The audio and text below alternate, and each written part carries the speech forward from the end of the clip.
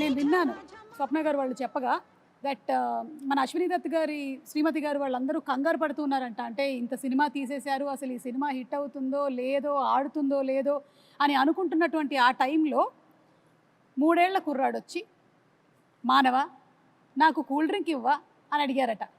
ఆ 3 ఏళ్ల కుర్రాడే రామ్ చరణ్.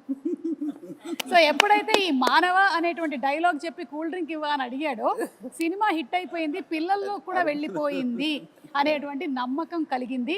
మరి ఆ కుర్రాడే ఇప్పుడు మనల్ని నెక్స్ట్ క్వశ్చన్ అడగబోతున్నాడు. So let's have Ram Charan's video please. Congratulations Jagadeka Veerudu Athiloka Sundari dream team తీసిన సినిమా 30 years ముగించింది.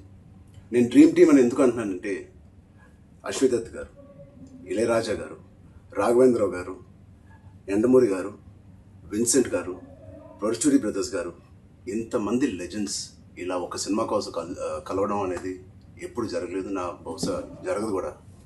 అందునే మా జనరేషన్ అందరూ వీళ్ళని డ్రీమ్ టీమ్ అంటారు.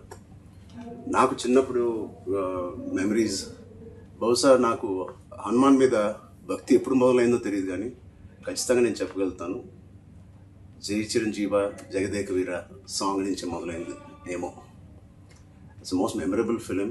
మా జనరేషన్కి, మా ముందు జనరేషన్లో చాలా మంచి ఫ్యాంటసీ ఫిల్మ్స్ వచ్చినాయి, కానీ నాకు గుర్తుండే first magical adventure romantic film Jagadeka Veerudu. And అని మెమరీస్ ఎన్నో ఉన్నాయి ఆ సినిమాలో, మాట్లాడుకునే సీన్స్ కానీ అవన్నీ. బట్ ఆఖరిలో దేవకన్యగా వెళ్ళిపోతున్న శ్రీదేవి గారు మామూలు మనిషిగా మారిపోవడానికి ఆ రింగ్ తీసి వాటర్లో పడేసినప్పుడు ఒక చేప మింగేస్తుంది. మాకు తెలుసుకోవాలని ఉంది, ఆ రింగ్ ఏమైంది, ఆ చేప ఏమైంది. 30 సంవత్సరాలు అయింది, మా ఎవరికి తెలియదు.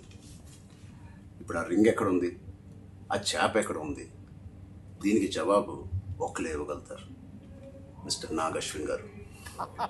నాగశ్విన్ మా జనరేషన్కి త్వరలో ఒక మంచి జవాబు ఇవ్వాలని డిమాండ్ చేస్తున్నాం, అడగట్లేదు. Thank you so much. అంటే లైక్ ఫాదర్ లైక్ సన్. ఇది తెలియకుండా అదే నేను అన్నమాట. ఇది ఎగ్జాక్ట్లీ అబ్సల్యూట్లీ నో క్లూ. ఇందాక అనుకుంటా నెక్స్ట్ జనరేషన్ సినిమా చేసి ఎవరెవరు ఏంటి అన్నప్పుడు సార్ ఆన్సర్ చాలా సింక్ లో ఉంది. Nagashwin be ready. Like father like son Chiranjeevi గారు ఏదైతే చెప్పారో అదే రామ్ చరణ్ రిపీట్ చేశారు. నీ గడ్డానికి నా గడ్డానికి పోటీ నాగేశ్వన్. ఆయన ముడేసేవారే, ఎలాగ జుట్లేదు కానీ.